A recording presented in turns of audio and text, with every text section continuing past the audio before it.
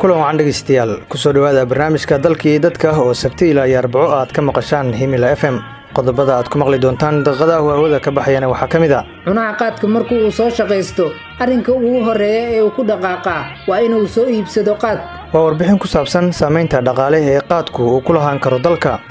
aniga waa cuni jiray waa iska dhaafay waxaan cunay 30 sano cunay wax oo faa'iido iyo natiijo lehna markaan ka waayay qaadku waa iska daayay. waa dadweynaha oo ka aragti dhiibanayo sida dhaqaalahooda uu la dagaalamo qaadku. lacag waxaan ku bixinaa 886 milyan ayaan markaan ku bixinaa qaadka sanad walba. imis milyan ayaa sanadkii deegaanada Soomaaliyeed lagu qarash gareeyaa iibinta qaadka. wareysi ayaan idinkaga haynaa. in samafalo la noqdo waxay leedahay muhiimad aad u weyn. waa xubinta wax ka baro oo aan ku soo qaadan doono muhiimadda in samafalo la noqdo.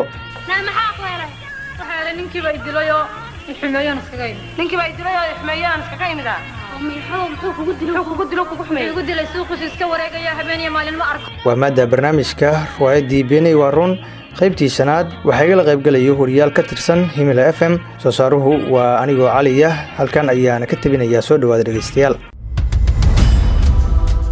soo gudbinta barnaamijka dalka iyo dadka waxaa suuro geliyay warshada xabad soodada Al-Fajri. xabad soodo tayadeeda la hubiyay iyo malab dhadhan sareeya u doono warshada xabad soodada Al-Fajri.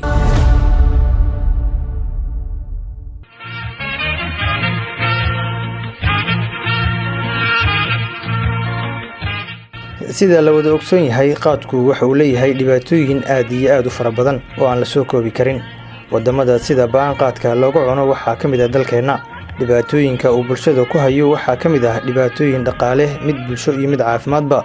dalal badan oo caalamka ayuu mamnuuc ka yahay qaadku keenistiisa iyo cunistiisaba, balse dalkeena ayaad ku arki kartaa iyadoo meel waliba lagu iibinayo. dhibaatada dhaqaale waa midda ugu mudan ee qaadku uu ku hayo dalkeena. haddaba Cabdiraxmaan Maawah ayaa warbixintan ku eegayo dhibaatooyinka dhaqaale ee qaadka. qaadku wuxuu curyaamiyaa dhaqaalaha bulshada isticmaasha ama deegaanada laga isticmaalo. quutaha qaadku wuxuu ku dadaalaa markasta sida uu ku soo xasilin lahaa lacagtii uu ku iibsan lahaa qaadka, isagoo ka doorbidaya qaadka masaariiftii uu sii lahaa reerkiisa ama uu ku daryeeli lahaa naftiisa, hadday ahaatay xag nololeed iyo xag caafimaadba. cunaha qaadka markuu uu soo shaqaysto arrinka ugu horeeya ee uu ku dhaqaaqaa waa inuu soo iibsado qaad. qaadku wuxuu saameyn weyn ku leeyahay dhaqaalaha dalkeena. tusaale ahaan dalkeena waxaa maalin kasta lagu iibiyaa qaadka lacag aad u baaxad badan, taas oo aad arkayso habeenkii iyadoo laga ururinayo maharadaha qaadka lagu iibiyo lacag aad u fara badan oo haddii si kale loogu fekero adeegyada bulshada waxyaabo badan ka tari lahayd.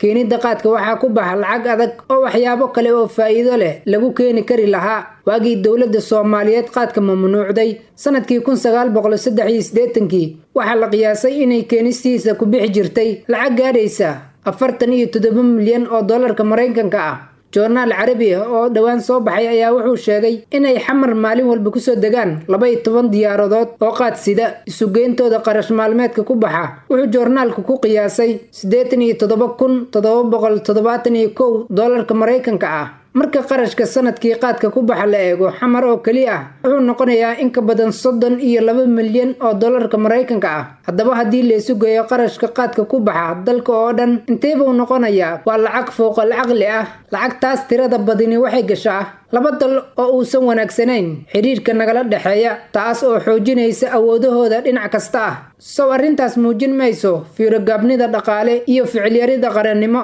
raaxada dunidu waa naftii cid kastoo na maqlaysay aan runta caadka ka qaadne cugta oo na dhagaysta. Caliyaal Hospital casrigan la marayo isaga u cajiibsan calashaan u sareeya isbitaalada camiran caasimada dalkeena. bukaankii cadibna hadduu mala ka caynto dhakhtarkii caawinaya Caliyaalo waa ku diyaare cid walba ay la xiriir. bukaan ciseynta cilmi ku daweynta calashaan garabsiinta waa isbitaal ku caanay la xiriira Caliyaale. Caliyaal Hospital waxaa ka howlgala dhakhtarka cudurrada guud, dhakhtarka cudurrada haweenka, dhakhtarka cunaha dhagaha iyo sanka iyo dhakhtarka daweeyo cudurrada ku dhaca uur ku jirta oo isticmaalaya kombiyuutarka uurku jirta ee ultrasound caliyaar agabkiisu waa wada casri waxaana ka mid ah ultrasound CPC iyo weliba biochemistry raajiya casriya iyo farmashiye ay taalo dawas tayo sare leh caliyaale waxa uu caan ku yahay shaybaar tayo leh iyadoo uu ka howlgalo shaybaarista qabiir ah oo ka soo shaqeeyay shaybaarkii dhexe ee cira weyne isbitaalka caliyaale waxa uu leeyahay qayb bukaan jiif sidoo kale waxa uu leeyahay isbitaalku umulisaafir 20 saac u diyaara umulinta haweenka uur kale caliyaale hospital waxa uu ku yaala dhanka waqooyi isgeeska sanca ama wixii farinta dheer waxaad kala xiriirtaa eber lixalshan konton 32 73 ama eber 699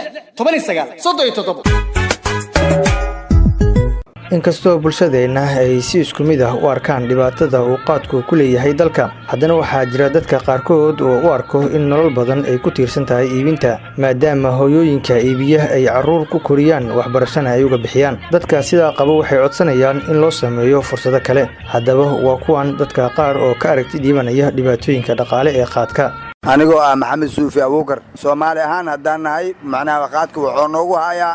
dhibaato xoog leh oo macnaha dhaqaale burbur iyo noloshii oo gabtid oo caruurtaadii oo baaba ay naqdaan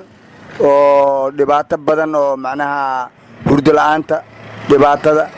lacag la'aanta faqriga qaadka wad hadduu ay markaa qaadka dhibaatada oo noogu hayo Soomaaliya aad iyo aad u saameeyay kii gaariga canka wato waa cunaa kii dameerka wada waa cunaa kii gaariga wato waa cunaa kii oo hantida leh waa cunaa adway dhibaato badan oo ku haya ilmo Soomaaliyeed oo baaba'san oo macnaha aabooda dhagax ka shaqeeyo oo dhahayo macnaha maanta intaas aan soo shaqaystay intiina qaadan ku soo gatay ilmihiina wax uma hayo oo badan la helaa oo dhibaataysan dad badan oo dhibaataysan la helaa aniga waa cuni jiray waa iska dhaafay waxaan cunay 30 sano cunay wax oo faa'iido iyo natiijo lehna markaan ka waayay qaadku waa iska daayay maanta nolosheedna way taran tahay wax badan baan qabsaday haddii dadka Soomaaliyeed waxaan ka waaninaa qaadka inay iska daayaan dhibaato badan oo saameeyna noloshaada saameeyna caruurtaada saameeyna xaaskaaga saameeyna bulshadana macnaha arin foolxun waay shaqadaadana waa ku dheelaa waa baabi'ina jaadka dabcan wuxuu nooga imaaday Kenya jaad noo keenan lacagna waa naga qaataan maxaa isleedahay bedel ugu dhiga karnaa anagana Kenya u dhuf karnaa anaga qaadka macnaha inaan wax ku bedelana ata marabno qaadka in dawladdu waxaan ka codsanayaa inay qaadka naga joojisaba anaga dad muslimaan nahay qaadka haddana waa nala bari macnaha qaadka waxaana bareen dadana bareen dhibaatayna noogu bareen bulshadana waa saameeyay kan maskiinkana waa cunaya kan taajirka waa cunaa kan faqiirka waa cunaa dhibaato badan lacag xoog leh anaga gasho Kenya anaga dadka ka shaqeeya jaadka oo mataqaana ilmaha ka bisho mataqaana kirada iska bixiyo ku nool haddii jaadka la joojiyo maxaa bedel looga dhigi karaa inay ku noolaadaan ama ay ku shaqaystaan bedel waxaa loogu dhigi karaa ganacsi kale inay furtaan oo macnaha howlo kale ay qabsadaan mushtarka qaad kaliya ma wax kasta laga baac mushtari karaa qaadka qofka gadana dhibaato ku qabaa qofka cuno dhibaato ku qabaa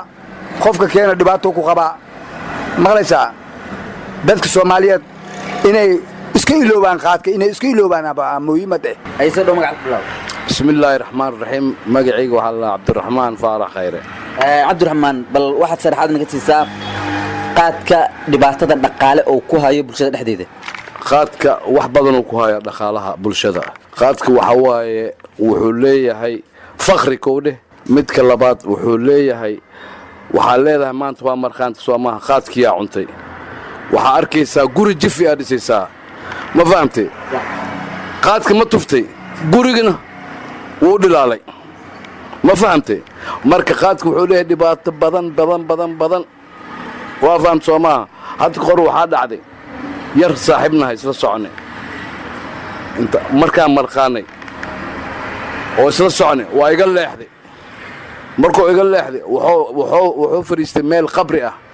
bacdu watay oo ku dhameystirtay markuu jaad ka dhameeyay oo ogaad inuu qabri fadhiyo xaafadii tagay war saaxiib intee ka baxday markaasuu niyo wallahi waa dhumay guriga ka wareeray inta saacadood markaa dhameey jaadkii aan ogaad inaa qabri aan dhax fadhiyo marka qaadku wuxuu leeyahay dhibaatooyin badan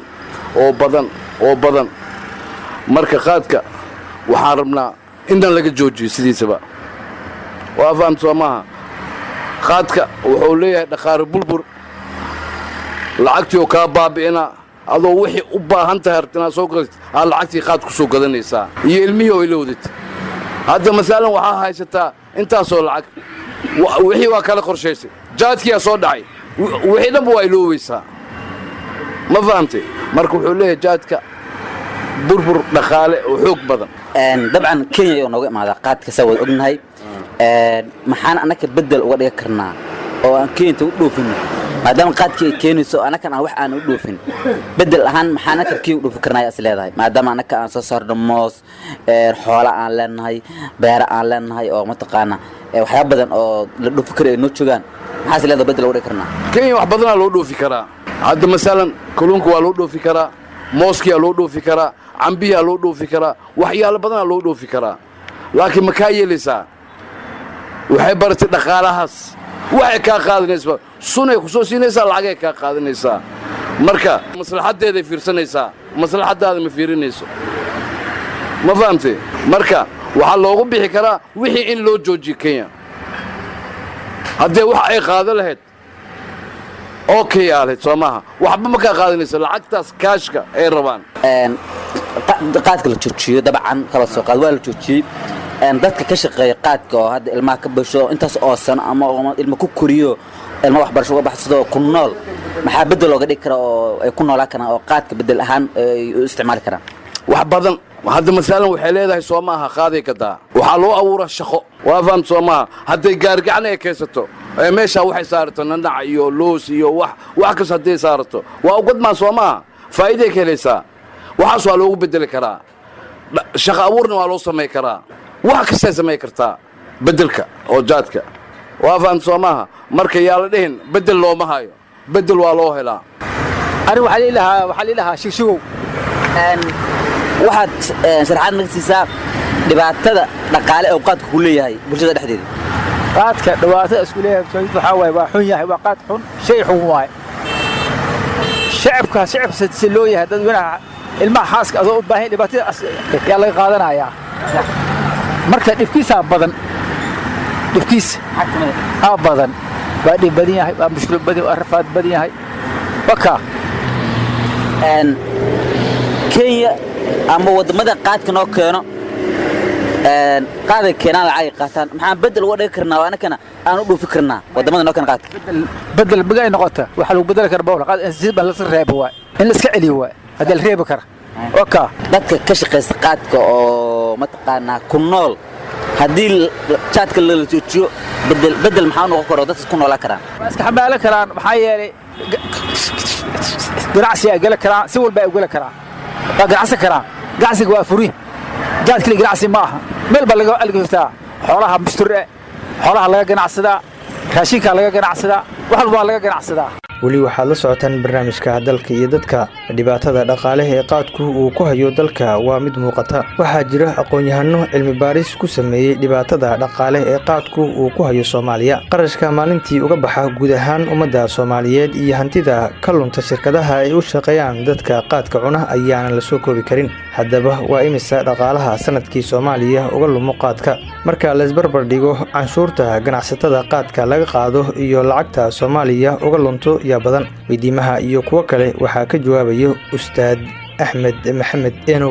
بسم الله الرحمن الرحيم الحمد لله والصلاة والسلام على مبعوث رحمة العالمين وعلى آله وصحبه وسلم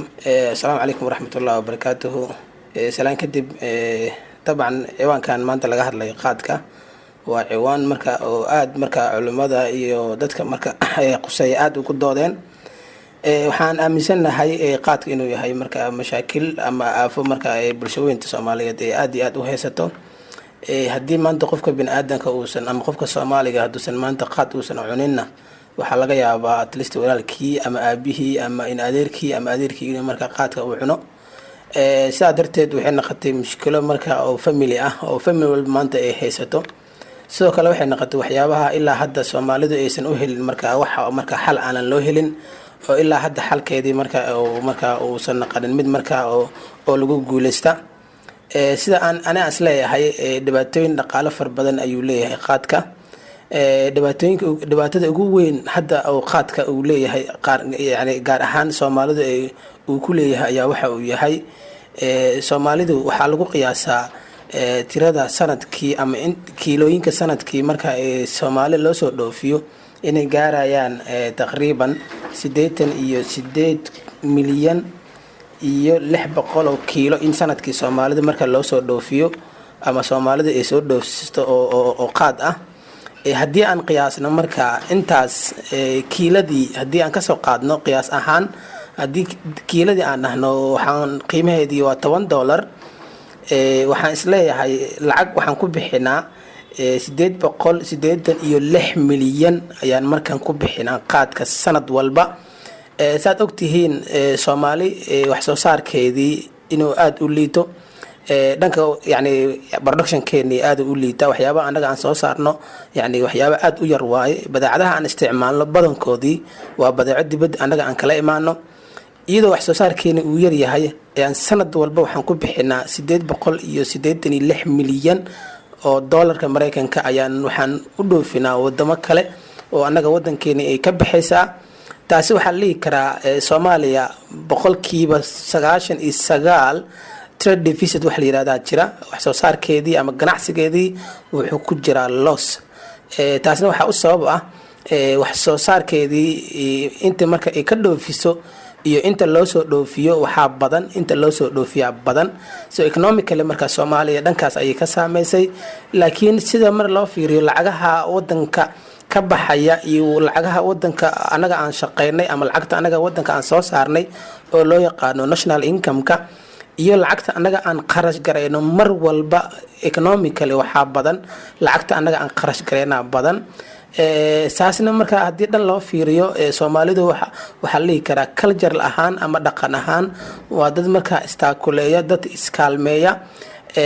taasi ayaa waxay sababtay in family walba maanta uu noloshiisa marka ay ku tiirsanaato dibadda ama ehel inuu u muqnaado ama in family ay marka dibadaha marka ay kasoo biilaan lacagaha marka wadanka soo galaayo oo anaga aan ku nool nahay kala bar ama boqolkiiba 80 waxaa laga yaabaa inay marka anaga qaadka aan ku bixino so anagii marka aan wadankii lacagta aan soo saarin lacagihii ehel iyo qaraabi iyo anaga marka uu naga soo galaayo ayaan haddana waxaan ku bixinaynaa meel marka oo productive aan ku bixinaynaa wadamo kale ka faa'iideysanayo so economically marka Soomaaliya waxaa la dhihi karaa yani dhibaatooyin oo baaxad weyn ay marka dhankaasi ay kaga sugan tahay oo u baahan marka in wacyigelin far badan laga sameeyo waxaa sheegtay 86 milyan oo tan oo qaada in Soomaalida loo soo dhoofiyo guud ahaan Soomaalida miyaa mase jamhuuriyadda inta soo qaada loo soo dhoofiyaa lacagta la qarash gareeyana magaalooyinka ku kala badan yihiin mase magaalo ama laba magaalo ayaa inta soo qarasha bixisa qiyaasta marka la sameynayay waxa lagu base gareeyay ama waxa lagu qiyaasay magaalooyinka dhan oo marka laga reebo Somaliland يعني انت كله waxaa lagu qiyaasay inay 86 milyan inay yihiin ayaa lagu qiyaasay ama ilaa 88 milyan inay gaarayaan Soomaaliland waxaa lagu qiyaasay inay gaarayaan 22 milyan inay gaarayaan lagu qiyaasaa oo tan ah ama oo kiilo ah in sanadkii marka ay soo dhoofsadaan lagu qiyaasaa Soomaaliland iyo marka la isku daro waxay noqdaan waa taqriiban waa 100 milyan oo tan ayay noqdaan dhamaantood marka la isku daro oo markay 100 milyan ay noqdaan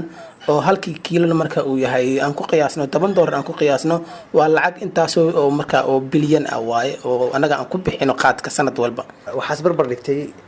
lacagta income-ka iyo lacagta outcome-ka lacagta waxa badan marka dibadda nooga baxda anaga ayaa badan tii gudihii oo soo galeysay way yar tahay dhibaatada marka ka dhalan karto markii adoo u fiirinayo dhanka bulshada dhibaatada ka dhalan karto arintaas dhibaatada ka dhalan karto waxa kamid ah wax la yiraahdo stand of living bini'aadanka inuu aad u yaraado waxa laga yaabaa qofkaas Soomaaliga ah oo maalintii ku bixinayo $5 oo qaad uu ku bixinayo inuu maanta income-kiisa inuu yahay maalintii $8 $10 inuu biishta laga yaabaa $10 haddii $5 uu maanta uu ku bixiyo qaad uu ku bixiyo waa dareemi kartaa culayska imaan kara oo waxa ugu weyn wax la yiraahdo family problem inuu yimaado qofka inuu noloshiisa isbixin waayo familka inuu bixin waayo taasa waxay sabaysaa marka in familka ay marka ay kala tagaan caruurtii in marka nolol xumo ay ku koraan waxbarasho la'aan aqoon la'aan inay timaado taa waxay sabaysaa marka mustaqbalka in marka caruurtii xitaa ay ku daydaan marka noloshii ay sii xumaato so waxaa sii ziyaada marka faqriga inuu bato waxaa imaanaya marka in jahliga uu bato waxyaabo far badan ayaa laga dhaxli karaa futureka. dadka qaadka isticmaalo waxaa la sheegaa inay xilli badan ama waqti badan ay ku bixiyaan fadhiga goobihii ganacsi ay ka shaqaynayeen ama shirkadihii ay ka shaqaynayeen dhibaatada ay ku keeni karta adigoo ka fiirinayo dhanka dhaqaalaha balna la wadaag. aada umahadsan tahay dabcan dhibaato xoogan ayay ku keeni kartaa. waxaan kasoo qaadaynaa shaqaalaha dowladda sida caadiga annaga aan naqaano ruux walba oo qaadka isticmaala ama muqadaraadka adeegsada maalintii inta ugu badan uu shaqayn karo waa 4 saac ilaa 5 saac inuu shaqeeyo. yacni kowda duhurnimo wixii ka dambeeyo wax kasta ha ku qaadato waxaa laga yaabaa inuusan shaqo dambe uusan ku laaban. sida caadiga aan wada naqaano oo normalka ah ama saacadaha la shaqeeya adduunka minimumka waa 7 hours waay ama 7 saac waay. haddii marka annaga aan shaqeyno 4 saac annaga aan shaqeyno maalintii 4 saac aan shaqeyno macnaha waxa waaye maalintii waxaan luminay 3 saac luminay. so 3 saac annaga aan luminay isbuucii haddii annaga 6 maalmood annaga aan ka shaqeyno macnaheedu isbuucii waxaan luminay 18 saac ayaan luminay. so 18 saac haddii annaga aan u fiirino sanadkii sida caadiga sanadka waa 52 week waaye marka bishii kasoo qaad sanadkii uun shaqaaluhu hal bil fasax yihiin oo 4 isbuuc markaan ka reebno waxaa noo soo harayo waa 48 week ayaa noo soo harayo. so 48dii markii aan ku dhufan isbuucii oo 18 saac anaga aan luminay waxaa noo soo baxayo 864 saacadood ayaan sanadkii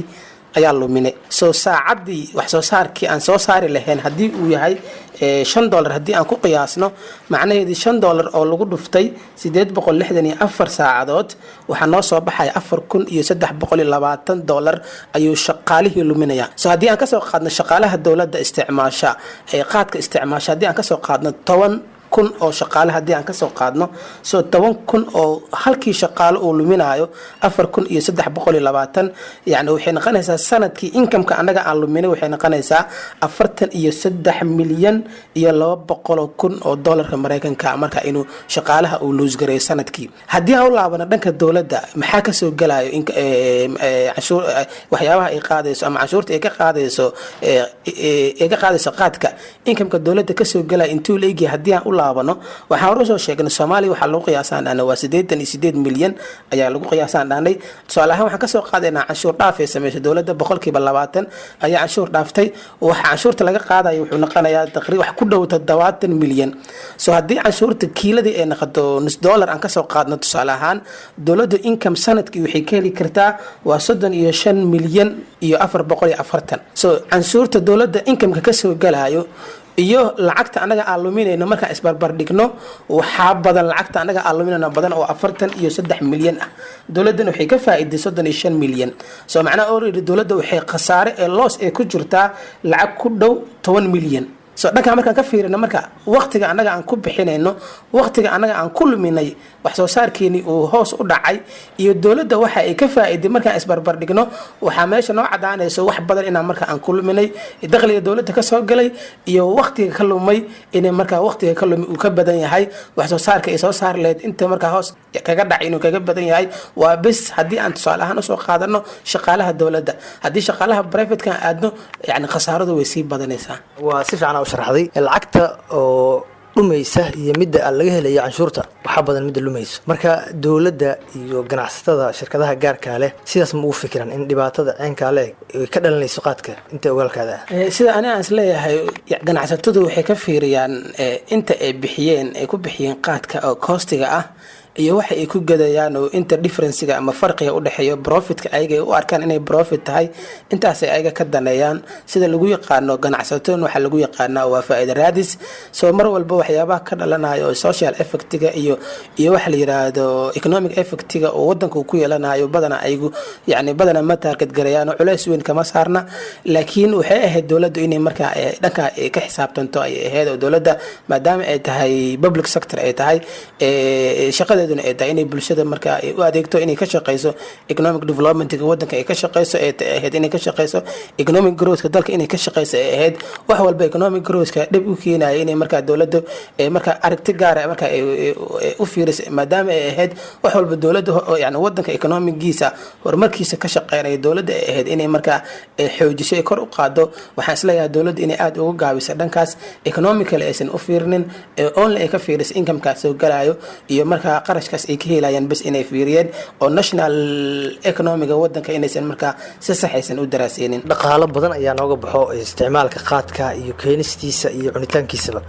dhaqaalahaasi haddii si kale looga faa'iideysan lahaa maxay kula tahay inuu dalku gaari lahaa ama dadku ay gaari lahaayeen aad u mahadsan tahay anigu waxaan aaminsanahay qarashka anaga aan ku bixinayno oo anaga aan ku qiyaasnay 886 milyan aan ku qiyaasnay oo anaga maanta aan u dareyno wadamo shisheeye marka aan u dhoofinayno oo ka faa'iideysanayaan haddii wadankeena anaga aan ku celi lahayn ruux walba inta uu haayo haddii marka wadanka uu isticmaali lahaa oo mashaariic oo wadanka gudihiisa anaga aan ku abuuri lahayn anaga aan ka faa'iideysan lahayn resourcegeeni wadanka aan ka faa'iideysan lahayn haddii uu ahaan lahaa beerihii haddii ahaan lahayd maxaa la yidhahdaa kaabiyi dhaqaale haddii uu ahaan lahaa haddii anaga aan gelin lahayn waxaan aaminsanahay lacagta inay wadanka ay ku laaban lahayd 886 milyan haddii wadanka ay ku laabatana yani economical waxaa jira waxa la yirahdo money multiplier yani halkii dollar wadanka anaga aan ku celino waxaa laga yaabaa inuu $3 uu sameeyo so 886 milyan waxay noo abuuri lahayd lacag markaa oo 3 laaba markaa inuu wadanka uu dakhli uu sameeyo yani dad badan ka faa'iideysan lahaa shaqo abuur far badan ayaa la heli lahaa nolosha hadda anaga aan ku jirno oo dadka qaarkood ay aad u liitaan waa laga bixi lahaa wadanka the standard of living dadku aad u fiicnaan lahaa horumar fiicanna waa la gaari lahaa sida aan aaminsanahay wuu mahadsan yahay ustaadku qaybta labaad ee waraysiga waxaad ku maqli doontaan barnaamijkan kan xigo iyadoo aan diiradda ku saari doono sida loo xallin karo dhibaatada dhaqaale ee qaadku ku hayo dalka weedha samafale waa erey mar waliba aan maqalno iyadoo loo isticmaalayo dadka wanaagga sameeyo gaar ahaan dadka caawiyo kuwa liita wax siiyo kuwa duruufaysan kaalmeeya kuwa aan waxba haysan balse su-aasha isweydiinta mudan waxay tahay maxay tahay muhiimadda ku jirta in qofku samafale noqdo weydiinta jawaabteeda iyo kuwo kale waxaa ka heli doontaa xubinta wax ka baro oo soo jeedinayo ustaad cumar khatar in samafale la noqdo waxay leedahay muhiimad aad u weyn sababtu tahay marka qof caawisid ummadaada caawisid waxaa noqonaya qof oo aad u faraxsan qof u arka wax uu qabanayo inuu u qabanayo ilaahay dartiis inuu u qabanayo ummadiisa inuu ku caawiyo inuu u qabanayo in waqtigiisa iyo tamartiisa inta badan xoogiisa bulshada inuu dib ugu celi wax tara noqdo inaad samafale noqotid waxay ka dhigan tahay in qof mar walba diyaar u ah oo u nugul in u faa'iideeyo dadka kale caawiyo dadka aan microphonekoodu gaarin dadka kale inuu u noqdo microphonekii ay ku hadli lahaayeen baahiyadoodii wax ka qaba lahaa jeylaha samafale inaad noqotid marka waxay caawinaya in oo tusaale fiican aa u noqotid bulshada qeybaheeda kale oo lagugu daysado oo keento in maxayto dad badan oo samafalayaala hareerahaaga kasoo muuqdaan oo diyaar u ah iyaguna inay ka qayb qaataan horumarinta caawinta bulshada iyo ummadda marka waxay keentaa muhiimad weyn ay leedahay samafale in la noqdo sababtu tahay dad aan nolosha heli lahayn fursad ay ku gaaraan wixii ay u baahnayeen ayaad ka caawinaysaa waa qofkaas muxsinka wax ugu wanaagsan oo ugu fiican sifo oo lagu dhaqmo sifada ugu fiicneedu leeyahay markaad samafale noqotid waxay fursad u tahay dad badan oo baahiyadooda gaarka aan laga jawaabi lahayn inaad ka jawaabtid inaad meel dheer gaarsiisid codkooda inaad fursad u noqotid fursadda adiga kuu dhow oo aa haysid kuwa ay ka fog tahay inaad usoo dhaweysid marka samafalidu waa waxa ugu fiican oo noloshan aadmiga looga faa'iideyn karo weliba waa waxa ku habboon marka qofku uu gaaro heer noloshiisa uu ka adkaan karo soo saarasadeeda inta kale inuu uga faa'iideeyo bulshadiisa iyo ummadiisa si bulshadii iyo ummadii ay u noqdaan dad heerka nolosha soo gaari kara inay isla simnaan oo aan san ku badan bulshada dabaqadaha kala duwan ummadda oo dadkeedu ay ku kala nool yihiin dabaqado kala duwan uma samaysna ummad oo samafaleed oo caawiso dhibaatada marka waxay keenaysaa in dabaqadihii ay noqdaan dhowr dabaq oo kala hooseeya oo nolosha isa soo gaari karin sababtu tahay dad badan oo muxsiniina oo caawiya oo fahmi karo qiimaha ay u leedahay in oo lasoo saaro dadkan noloshooda ay soo wada kacdo oo heerka nolosha ay isku soo wada dhawaadaan dadkii caawi lahaa ayaan u samaysnaan samafaluhu wax badan ayuu u taraa ummadda wuxuu ka caawinayaa dhinac walbo oo baahiyadu ay ka jiraan hadday waxbarashadii ahaan lahayd hadday biyihii ahaan lahayd hadday caafimaadkii ahaan lahayd hadday adeegii kale oo gaararka ahaan lahayd waxyaalo badan marka wax aada u wanaagsan waaye in oo samafale la noqdo sababto tahay samafalidu waxay keentaa dad badan inay soo baxaan mustaqbalka oo ay soo muuqdaan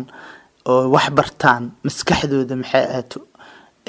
wixii ku jiray oo fikir ah iyo riyooyin ah ay xaqiiqayaal u bedelaan waxa keeni karna waxaa waaye in dad samafalayaala la helo oo bulshada adeegayaalkaas fiican u noqdo marka taas la helo marka waxay keenaya in oo bulshadu ay noqoto bulsho yool leh bulsho abuuran khayrka iyo wanaagana iskaga daysato waana waxa ugu muhiimsan oo qof samafalaha uu samayn karo marka muhiimadaas aadka u weyn ayay leedahay in samafala la noqdo oo dadka la caawiyo waqaagi ma dhaawacaye dhidibka waayiday maluu falsafada ku jirta aragtida lagu dhex gudbiyo aflaamta shisheeye waa mid iska cad runtii waa dhaqamo kale oo nala barayo ayaan dhihi lahaa anugu waxaan u arkaa taas inay dhibaato ku tahay ummadeen xaasaska la qabo iyaguna ma hayaan xal kale wayse og yihiin waajibka guriga ka saaran laakiin markuu yimaado ma sii daawado ahmiyada waxaan siiyaa isagan siiyaa bas waxa gurigaaga hooyada uu kaga soo watay ninkan ma ahayn inaan dalo daawad waxay ahayd inaan mas'uuliyadda ilaahay u nambaray ee mas'uuliyadda guriga inaan qaadi aniga run ahaantii gabdhaha sameynaya waxaan kula talin lahaa inay iska dhaafaan waxaas danna uma ahan qoyskoogana wuu ku burburaya ciqaabna way kula kulmayaan oo aakhiro waa lagu xisaabtamaa xataa gabdhuhu way ogaadeen sirta qaraar ee ku dhex jirta aflaamta musalsalka marka hore wallahi bilaa waxaa sidhaa wax fiican oo natiijo oo micnaha laga helaa laakiin waxba laga ma helaa kulli waalidkaas oo caasin leed iyo ninkaaga iskaga celin leed iyo waxyaabaha laga bartaa wax fiican laga bar dadkan uma wanaagsan meel uma danaysan kartid maanta hadaa dan leedahay dan ma aadi kartid ilaa musalka ka soo daawado ma baxayaa leedahay wallahi wax maanta aan isleeyahay waa ka faa'iido oo muhiim ay ku tahay ma jirto hayeeshee fariinteen dheer garadku markasta waxay tahay inaad u sheekaysaa ka khayr badan inaad adigu u sheekayso inaad jeceshaa u sheegto iyo ciyaalkii aad la sheekaysato ayaa ka khayr badan marka waxaan leeyahay haddii tv aadna saari karin cala aqal warka keliya ha idiin quseeyo wixii warka ka dambeeyana ha laga haraan la yidhi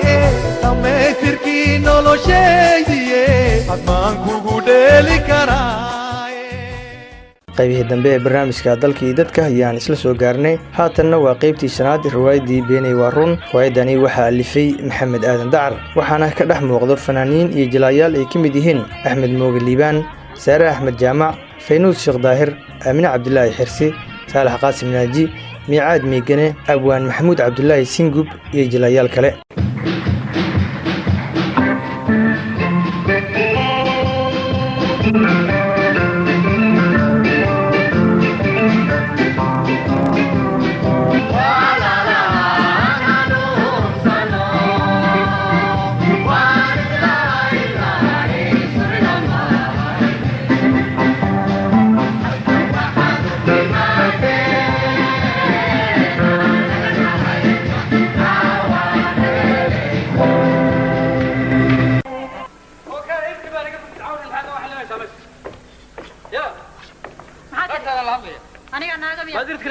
markii lacag way waan naag noqday walba maan hayna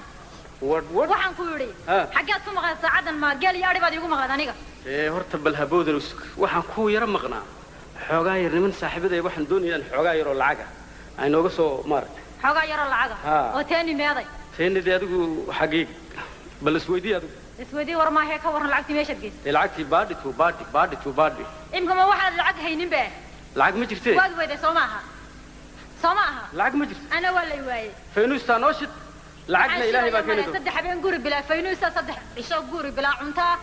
anigana hadii aad lacag wada ana lay waa halkaas ma aan wax ka maqlaa halkaas wax ka maqashaa hadii aan lacag haynin warqadaydin baad ii dhiibaysaa warqad isku daahid male warqad ma jirto ku furi maayo taa horta cirka inta ku jiro sanduulaadii furaysa ana ku soo soo furay maye guddi baan dooranay dad baan u tagay ku furi maayo cirka madow ku sheegaysa cirka madow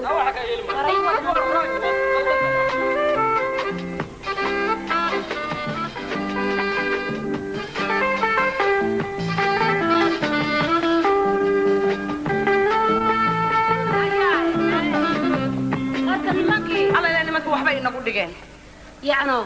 هذا واحد لا يري لا يا نحن سمينا هو قويدو maxaynu samaynaaya ilaa si inoomay gelin alla ilaanay si inoo gelin wuxuu xishood yaraay ee hor naagii kaleefka toobina lahaa ma arkaysay kaas waxa uu ahaa 7 wajiil waa kaas ila aadi waa muuhay hatta hadaynu heshiin lahayn isagii dabina dhex dhigay ila inamadu inama yar yar oo masaakiin ah inuu iska mastaxan lahayn horta isaga faynfaynkiisaynu jaraynaa kawde dee laakiin nimankaana ayaan iyo cawaaynu ku aragnay maba lihiin baan ku leeyahay waynu arki doonaa waqtiaynu aragnaba waa goorma yaa tiirkoodu markaa u dhaqi lahaa ma iyagana haa ay ciidaamkoodan isa saaran ayna tennis oo sida u soo forortaaye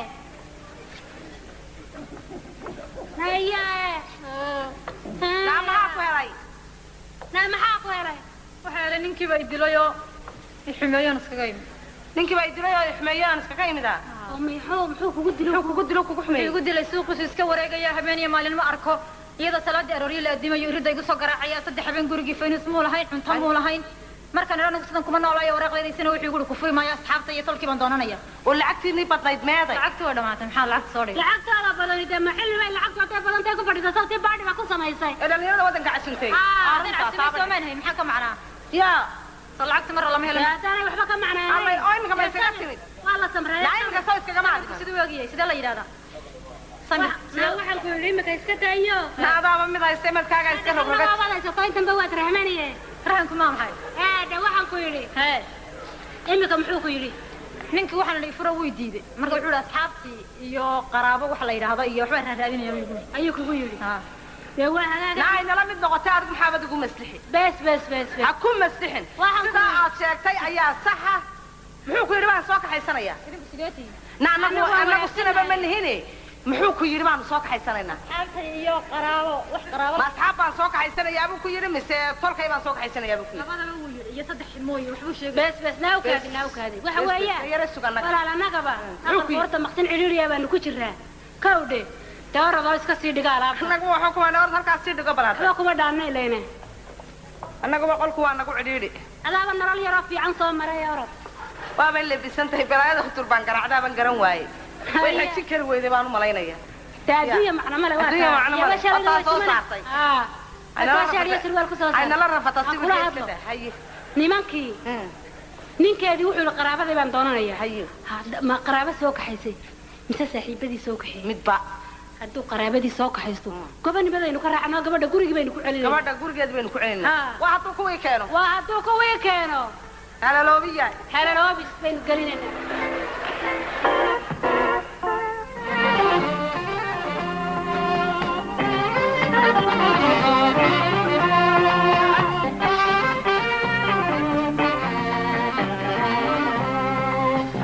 dumar baynu ne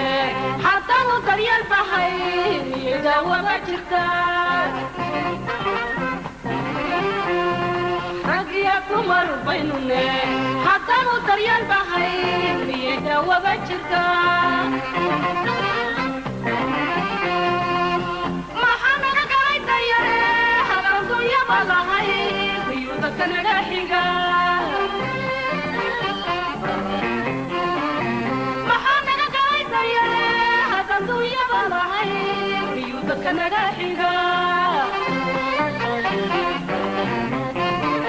dahba aqal laga furaa madiricay iibsataa barajeekadii ahayd siday kusha ugu sitaa maneefaa u dabqaday dahba aqal laga furaa madiricay iibsataa barajeekadii ahayd siday kusha ugu sitaa maneefaa u dabqaday dardaaran hadduu ka rabo jacayl doqonuu hayaa dardaaran hadduu ka rabo jacayl doqonuu hayaa candhuftaada dibu liqo kudigaye soco soco kudhaha soco candhuftaada dibu liqo kudigaye soco soco kudhaha soco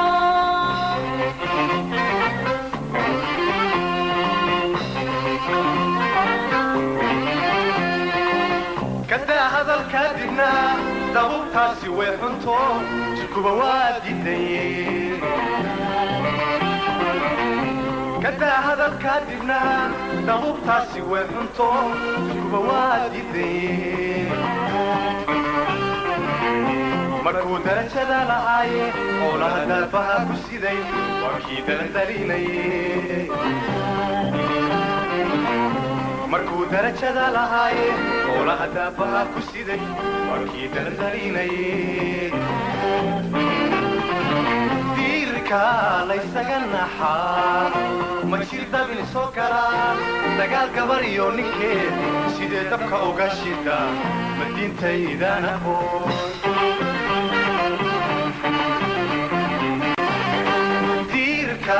laysaga naxaa ma jir dabin soo galaa dagaal gabar iyo ninkeed sidee dabka uga shida ma diintaydaan aqoon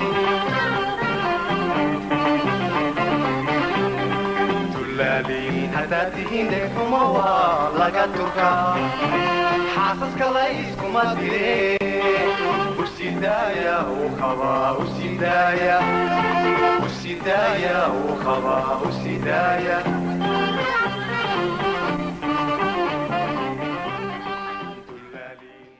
intaa aynu ku dhaafno qaybtii shanaad ee riwaayaddii beeni waa run waan hubnaa inaad sii jeclaan laheedeen sii wadidda balse berito ayaan halkaa idinkaga bilaabi doonnaa hadduu eebbe idmo